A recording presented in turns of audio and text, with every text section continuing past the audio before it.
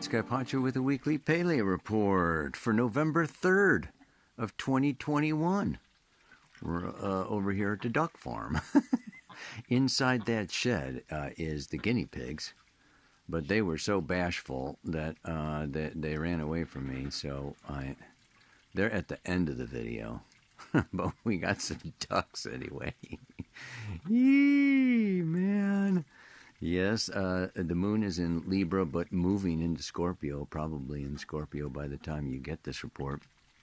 And, the big news, of course, this is like super intense, is the new moon happening at 12 degrees 40 minutes of, Scorpio, Taurus.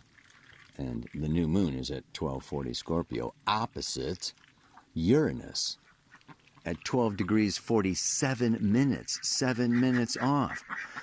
Yikes, that is a super tight opposition. I'm going to be talking about that quite a bit, and it is square Saturn, by, less than 5 degrees. Look at these guys up on the roof.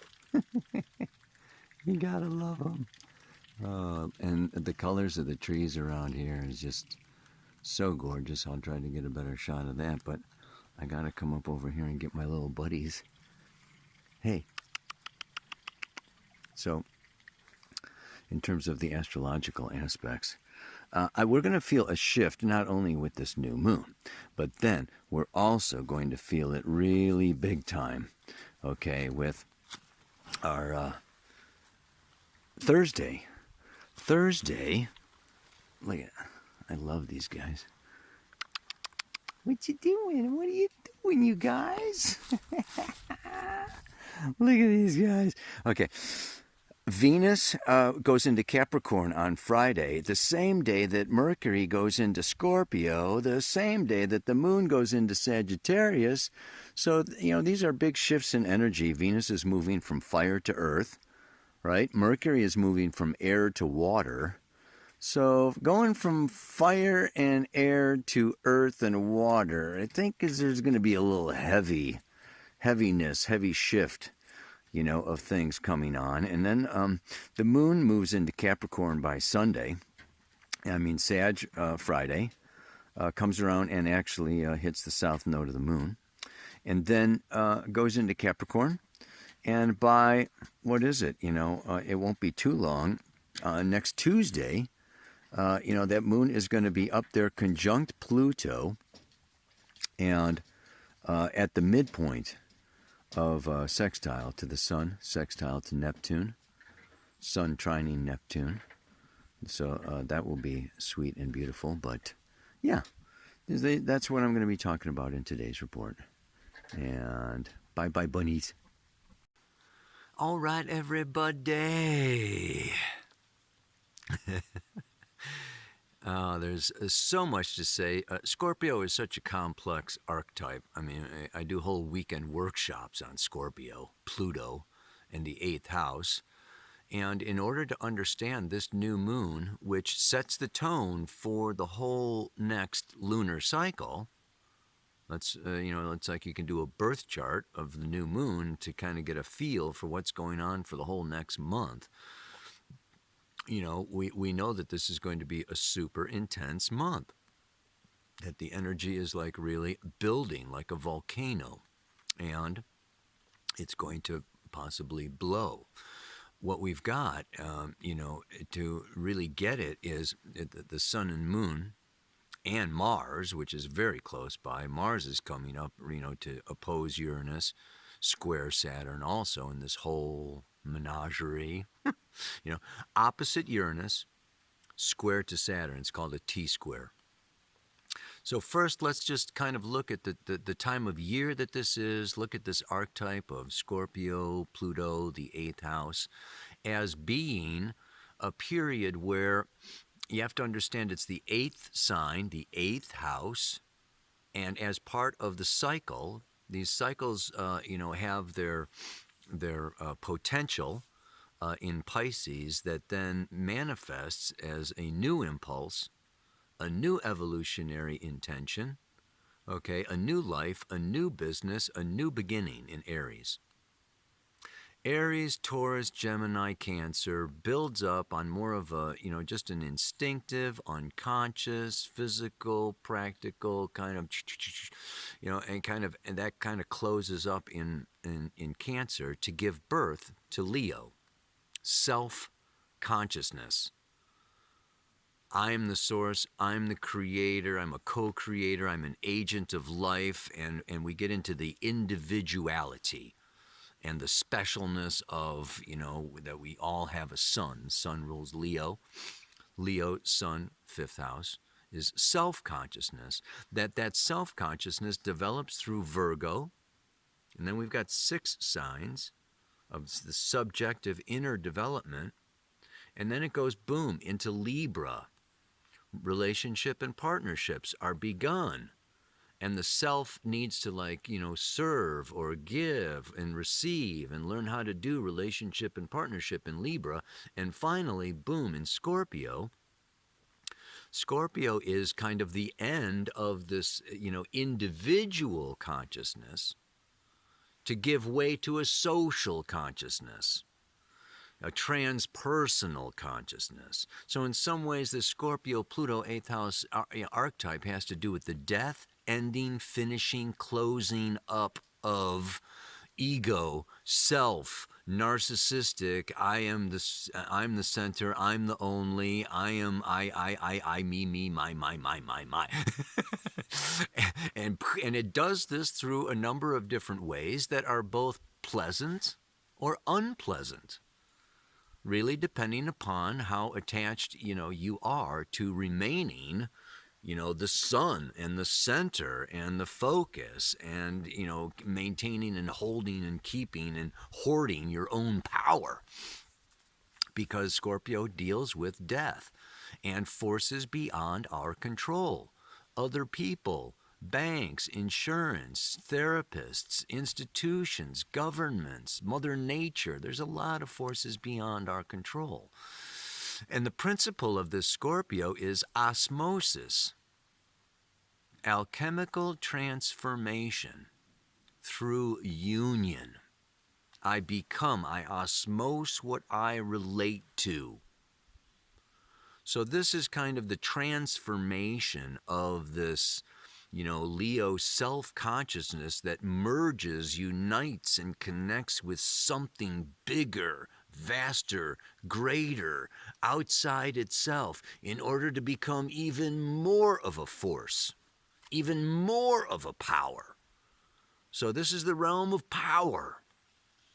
And power, it's like, how to, gather and become more powerful. It's opposite Taurus.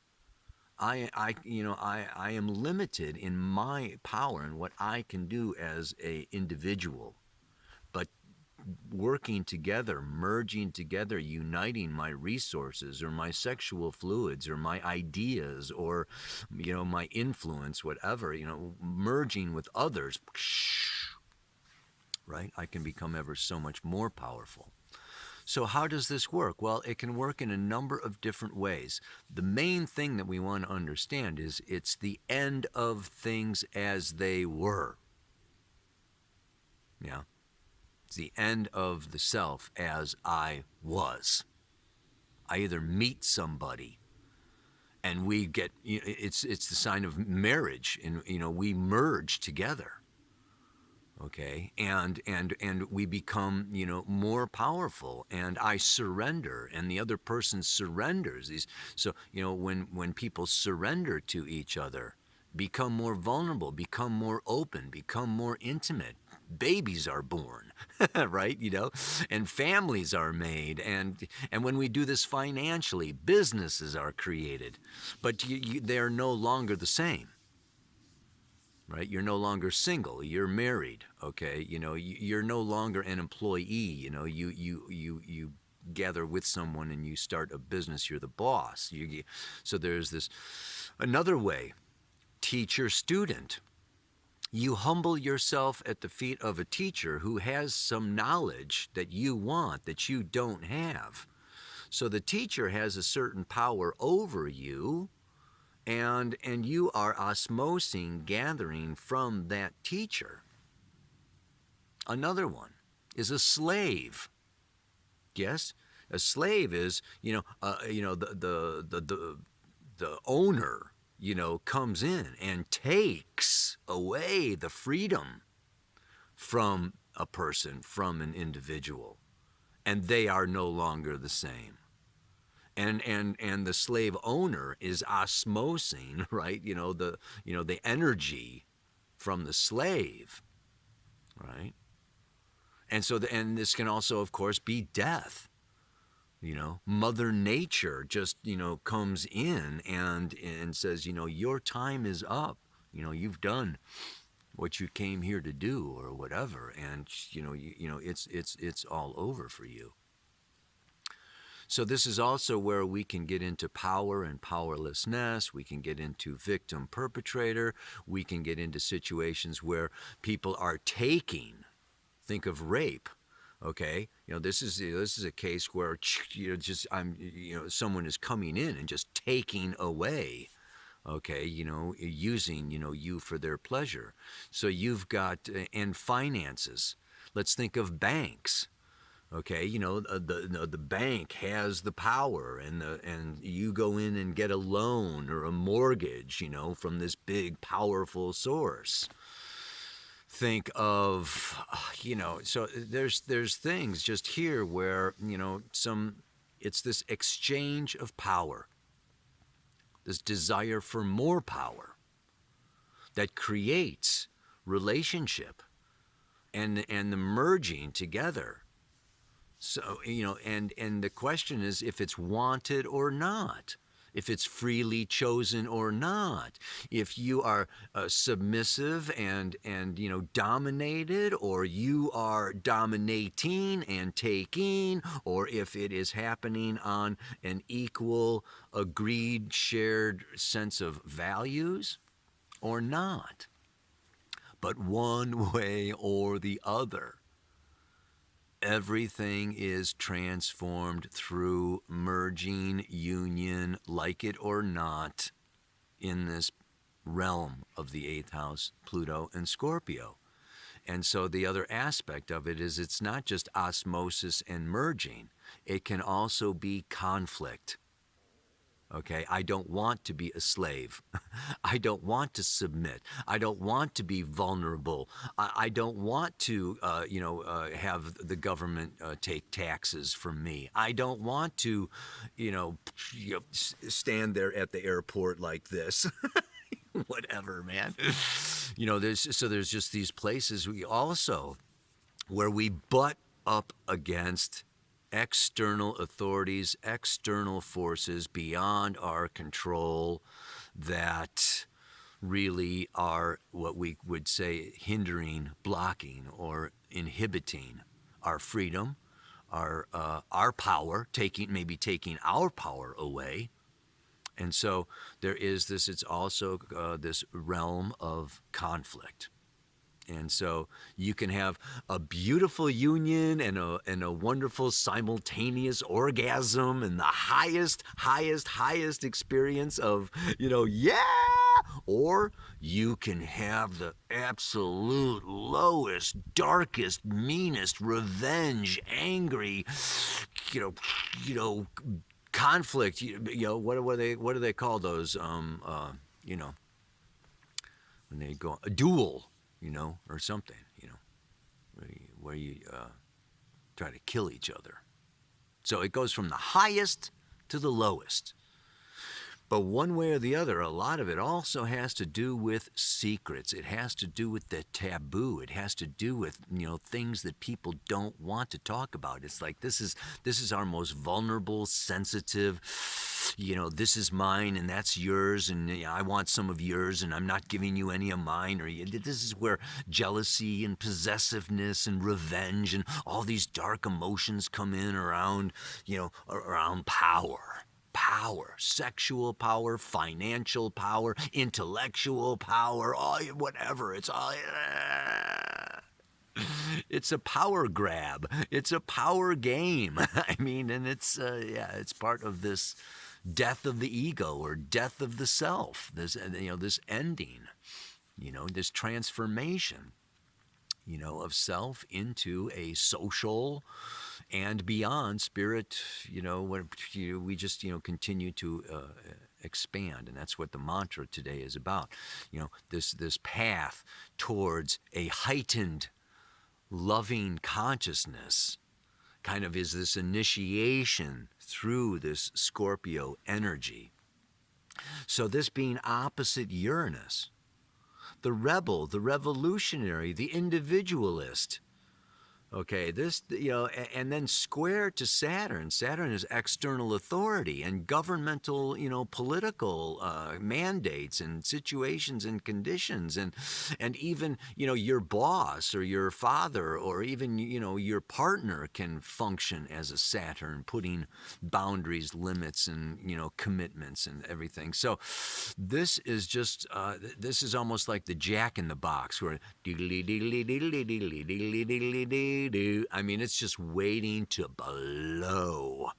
So I would say that, this week, in particular, and I'm going to put a link, down in the notes.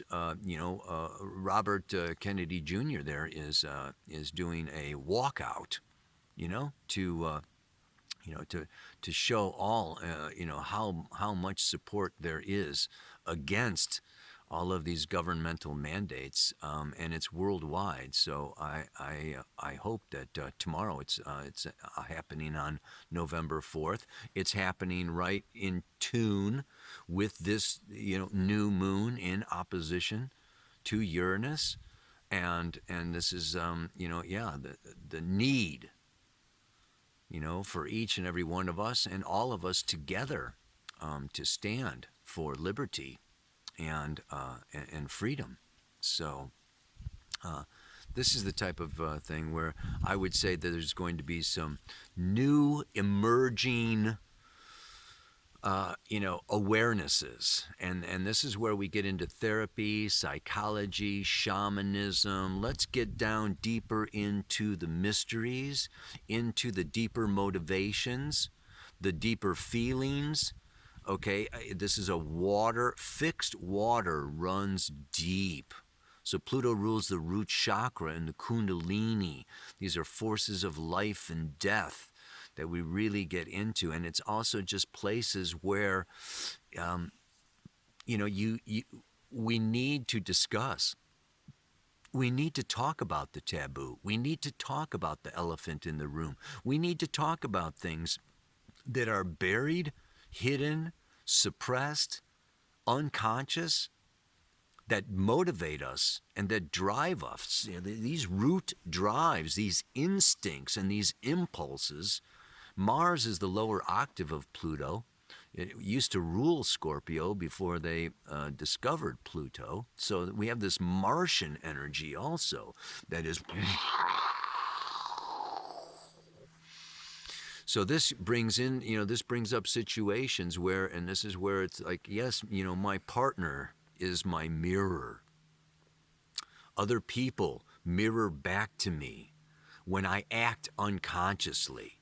That I am not in a void, I'm not in a vacuum, I just can't do anything I want without maybe hurting other people, bothering other people, smothering other people, needing other people.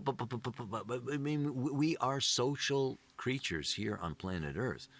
The human experience is one of a social experience, and we learn and grow and we see our shadow through these partnerships and these relationships. And we see what we project as being maybe different than the reality.